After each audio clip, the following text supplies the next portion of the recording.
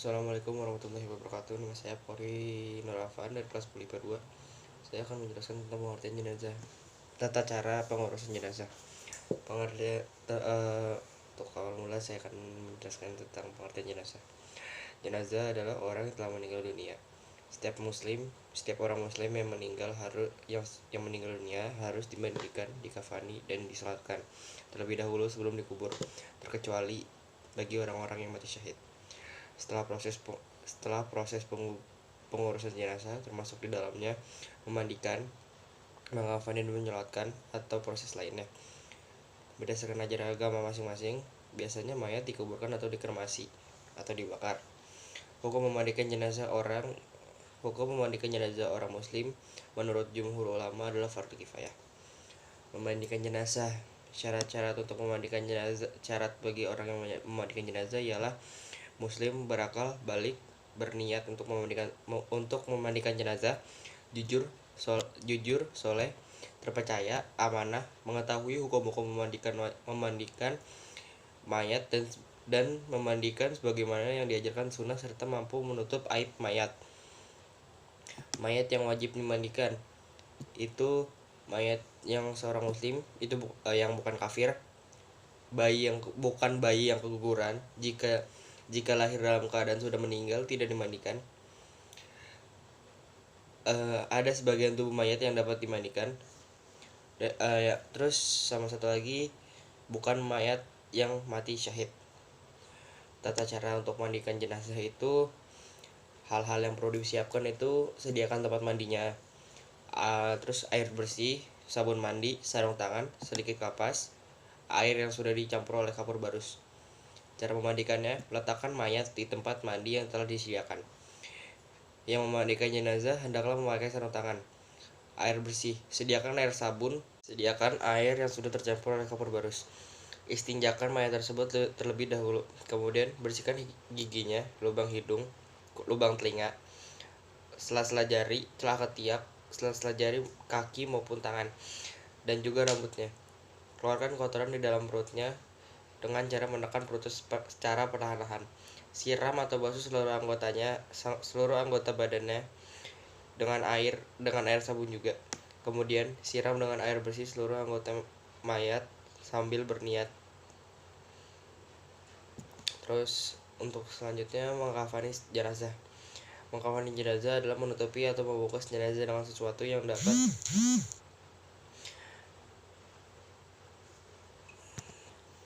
Mengkafani jenazah adalah menutupi atau membungkus jenazah dengan sesuatu yang dapat menutupi tubuhnya, walau hanya sehelai kain. Hukum mengkafani jenazah muslim dan bukan mati syahid adalah fardu kifayah. Hal-hal yang disunahkan dalam mengkafani jenazah adalah kain kafan. Yang digunakan hendaknya kain kafan yang bagus, bersih, dan menutupi seluruh tubuh mayat. Kain kafan hendaknya berwarna putih. Jumlah kain kafan untuk laki-laki hendaknya 3 lapis, sedangkan bagi mayat perempuan yaitu 5 lapis. Sebelum kain kafan digunakan untuk membungkus atau mengkafani jenazah, kain kafan hendaknya diberi wangi-wangian terlebih dahulu. Tidak berlebih-lebihan dalam mengkafani jenazah. Tata cara untuk mengkafani jenazah adalah sebagai berikut. Untuk mayat laki-laki, bentangkan kain kafan sehelai demi sehelai, paling bawah lebih lebar dan luas, serta lapisan diberi kapur barus. Angkatlah jenazah ke dalam keadaan tertutup dengan kain dan letakkan di atas kain kafan memanjang, lalu taburi wangi-wangian. Tutuplah lubang hidung, telinga, mulut, kubul, dan dubur yang mungkin masih mengeluarkan kotoran dengan kapas.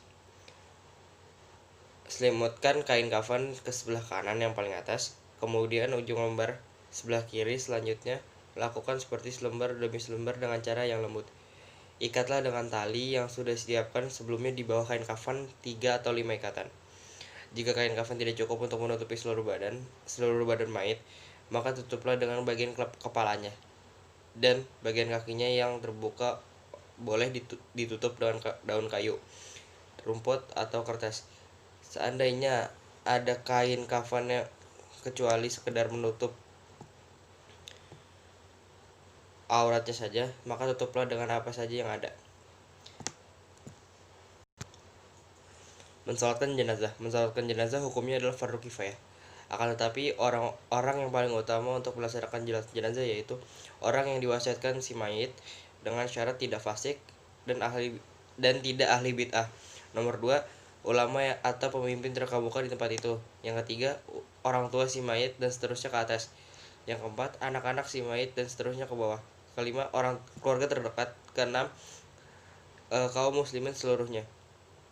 Rukun salat jenazah ialah takbir mensalatkan jenazah, berniat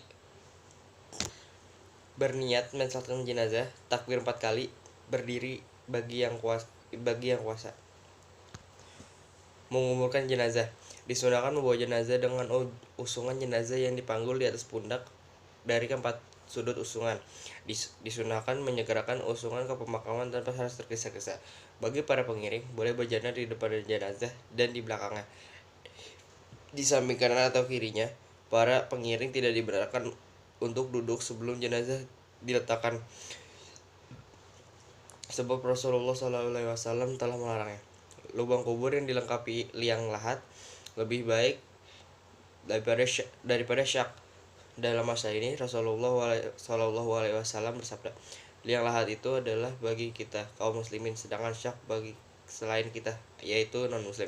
Hadis riwayat Abu Daud yang dinyatakan sahih oleh Syekh Al-Albani dalam Ahkamul Janaiz halaman 145. Lahat adalah liang membentuk U, memanjang, yang dibuat khusus di dasar kubur pada bagian arah kiblat untuk meletakkan jenazah di dalamnya. Syak adalah liang yang dibuat khusus di dasar kubur pada bagian tengahnya, membentuk huruf U memanjang. Disunahkan membaringkan jenazah dengan bertumpu pada sisi kanan jasadnya dalam posisi miring dan menghadap kiblat sambil dilepas tali-talinya. Selain tali kepala dan kedua kaki, tidak perlu meletakkan bantalan dari tanah ataupun batu di bawah kepalanya, sebab tidak ada dalil yang menyebutkannya, dan tidak perlu menyingkap wajahnya kecuali bila si mayit meninggal dunia dengan mengenakan kain ihram sebagainya yang telah diperjelas. Disunahkan bagi para pengiring untuk menabur 3 genggaman tanah ke liang kubur jenazah setelah jenazah diletakkan ke dalamnya. Demikiannya yang dilakukan Rasulullah SAW. Setelah itu tumpahkan atau diuruk tanah ke atas jenazah tersebut. Berdasarkan uraian mengenai tata cara pengurusan jenazah dapat diambil beberapa hikmah, antara lain memperoleh pahala yang besar, menunjukkan rasa solidaritas yang tinggi antar sesama Islam, membantu meringankan beban keluarga jenazah dan sebagainya, mengingatkan dan menyadarkan manusia bahwa setiap manusia akan mati dan masing-masing harus mempunyai bekal untuk hidup setelah mati, sebagai bukti bahwa manusia adalah makhluk yang paling mulia, sehingga apabila salah seorang manusia meninggal, dihormati dan diurus sebaik-baiknya menurut aturan Allah Subhanahu wa taala dan Rasulnya.